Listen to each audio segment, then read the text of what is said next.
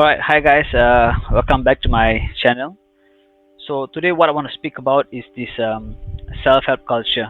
Alright, stop toxic self-help culture. You heard me right. Stop with the toxic self-help culture. This toxic self-help culture is making things worse for you. You might ask me, what is self-help culture? Why do you say it's the toxic self-help culture?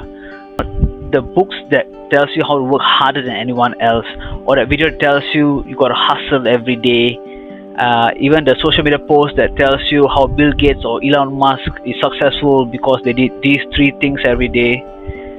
You consuming it and trying to mimic that, well, that's the toxic self-help culture you should stay away from. So before that, shout out to all those going through a hard time right now and is looking for a solution. Just hear me out for the next few minutes and like if you think this info is useful to you and your well-being. Do you know that motivational and the self-care videos are some of the most viewed videos on social media? Did you know that there are people out there, even on YouTube, that they are teaching others that this is the best way to get more followers on the social media pages? Yes, as a bunch of 20-year-olds are producing videos on self-help, and yet they have not seen life. Who are they to create videos about self-help? I'm not saying you should stop reading books or watching videos that talks about self-help. I understand you are doing that because you are in a position that really needs help. But stop. Take a break and re-evaluate yourself. So very recently, my favorite YouTuber, James Jenny, released a video that spoke about toxic self-help culture, and I couldn't agree more. He highlighted why people like you and me constantly watch motivational videos, read self-help books, and even follow certain social media page that encourages the hustle culture. There is science behind this, and it's actually pretty simple.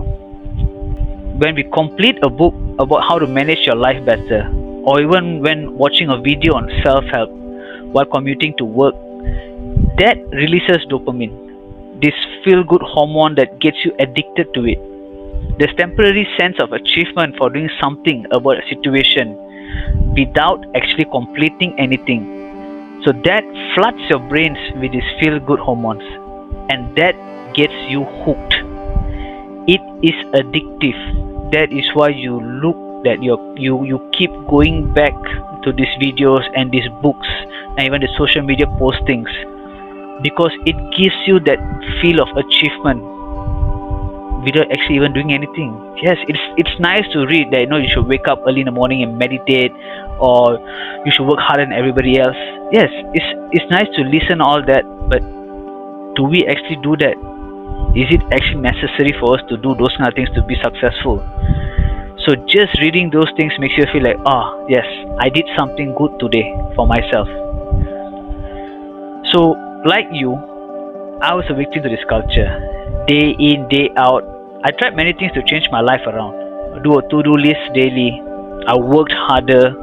I even tried to wake up 5 a.m. daily. Always be on top of things. So the list goes on and on, my friends. You can ask my family, you can ask my friends, and they will attest to that. I did do this, and I did share with them that I was doing it.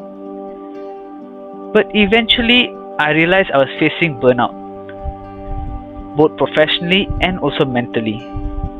It was not really working. Yes, it's nice to hear all this and try to implement this, but it doesn't really work out for everyone.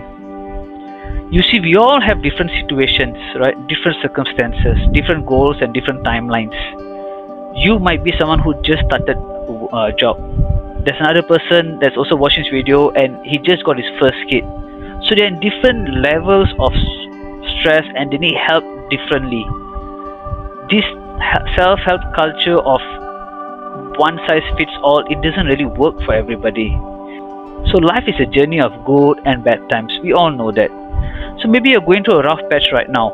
No one can tell you how long it will last. Yours might last maybe a couple of weeks. Another person's rough patch might last him maybe half a year. Situations are different. Timelines are different. So no one can actually honestly help you with this situation, to be really honest. There are some ways to overcome this. Step one is to find a hobby. So hobby not only helps you divert your mind away from mundane things, but it can also help you up those feel-good juices in your body that you badly need.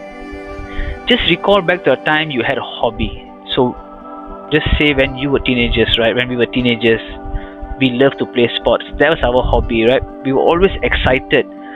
We were excited about the planning of it, about executing it, and being all engrossed in it. So that made us happy and excited. Each time that you look back at your hobbies and spend some time doing those. My newfound hobby is making YouTube videos, and I look forward to it because I'm liking the process. I don't feel that it's stressful. I do not mind hustling and getting the videos out because I'm enjoying the process. So get a hobby and enjoy the process. Step number 2, ample rest. So a tired mind not only makes your life harder, but not having enough rest is also detrimental to your health. You will not be able to think properly, and that is why your mind is so stressed up and you are looking for all these self-help videos and books. But actually sometimes it's just something as simple as just having enough rest. Try to find as much rest as you can. So resting helps you reduce those stress hormones and indirectly helps promote the feel-good hormones. So that way you do not need self-help books or videos to tell you how to run your life. So step 3, don't feel bad about yourself. Okay, don't feel bad for yourself as well. You may not be doing something great right now. You may have debts, or you may be in a relationship that's just not working out. Be mature about it. Some battles are worth fighting more than the others. So prioritize which are those battles and do something about them, rather than spending your time and tricking your body into releasing these unwanted hormones that brings you down mentally and physically. Step number 4, give yourself a break. So the best preachers are those who have gone through what you are going through currently. Someone you can relate to. Learn from them. Find a mentor. If it's regarding work, turn to your senior employees for guidance. They have been through the same situation you are going through currently. So there is no shame in that. If it's family issues, turn to your family for guidance. After all, every family has got issues, and there's always a way out. Look for someone to guide you. Always look for a mentor. So someone that is present, not a book or some fake guru online telling you that you should do this, not knowing exactly what's your background or what battle you're fighting. So guys, just remember, self-help is toxic because 90% of what you watch or read is just marketing. It's preying on people's emotions. So be smart about it and stay away from this self-help marketing gimmicks and stuff like that. Alright guys, thank you. If you have stayed on till now, please drop this video a like and subscribe to me as I share more experiences of how I am overcoming stress life.